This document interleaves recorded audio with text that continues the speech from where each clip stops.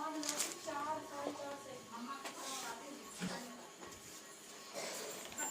बजे पुहाने आ जाओ।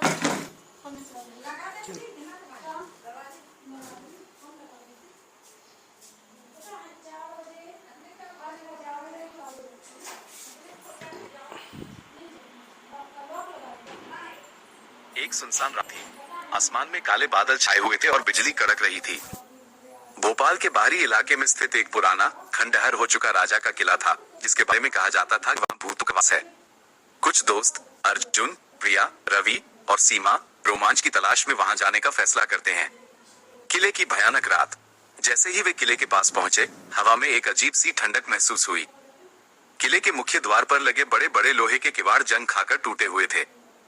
अंदर घुसते ही उन्हें एक अजीब सी सड़ी हुई गंध आई, जैसे कुछ पुराना और सड़ रहा हो। अर्जुन, जो सबसे ज्यादा बहादुर बनने की कोशिश कर रहा था, अपने फोन की टॉर्च जलाई और वे आगे बढ़े। किले के अंदरूनी हिस्से में टूटी हुई सीढ़ियां और गिरे हुए पत्थर थे। हर कोने से एक अजीब सी सरसराहट की आवाज आ रही थी, जैसे कोई उनके पीछे चल रहा हो। प्रिया, जो थोड़ी डरपोक थी, अर्जुन का हाथ कसकर पकड़े हुए थी। मुझे डर लग रहा है, अर्जुन, उसने फुसफुसाते हुए कहा। रवि, जो हमेशा मजाक करता रहता, बोला, अरे बस तुम्हारा दिमाग तुम्हें डरा रहा है।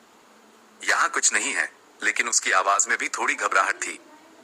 एक अदृश्य उपस्थिति। वे एक बड़े हॉल में पहुंचे जहां की छत गिर चुकी थी। अचानक सीमा को लगा जैसे किसी ने उसके कंधे पर हाथ रखा हो।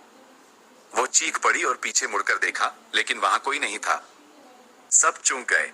अर्जुन ने टॉर्च चारों ओर घुमाई, लेकिन अंधेरे के अलावा कुछ नहीं दिखा। शायद ये सिर्फ हवा थी, अर्जुन ने कहा, लेकिन उसकी आवाज में आत्मविश्वास की कमी थी। तभी पास के एक कमरे से किसी के धीरे धीरे रोने की आवाज आई। आवाज इतनी दर्दनाक थी कि उनके रोंगटे खड़े हो गए। यह क्या था? रवि ने कहा। उसका चेहरा पीला पड़ गया था। वे सब उस आवाज की ओर बढ़े। कमरा अंधेरे में डूबा हुआ था और हवा में एक असहनीय ठंडक थी। जैसे ही अर्जुन ने टॉर्च उस दिशा में घुमाई जहां से आवाज आ रही थी, उन्हें एक कोने में एक पुरानी फटी हुई साड़ी और कुछ सूखी हुई हड्डियां दिखी। हड्डियों के पास एक पुरानी गुड़िया पड़ी थी, जिसकी आंखें काली थी। दरवाजा बंद हो गया।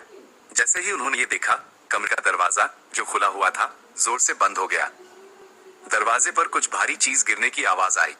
वे घबरा गए और दरवाजे को खोलने की कोशिश करने लगे, लेकिन वो अंदर से बंद था। रोने की आवाज फिर से शुरू हो गई, इस बार और तेज और उनके ठीक पास से। प्रिया डर के मारे कांपने लगी और जमीन पर बैठ गई। सीमा ने अपनी आंखें कसकर बंद कर ली। हमें यहाँ से निकलना होगा, अर्जुन ने चिल्लाते हुए कहा। वे चारों तरफ देखने लगे, लेकिन कोई और रास्ता नहीं था। तभी हड्डियों के पास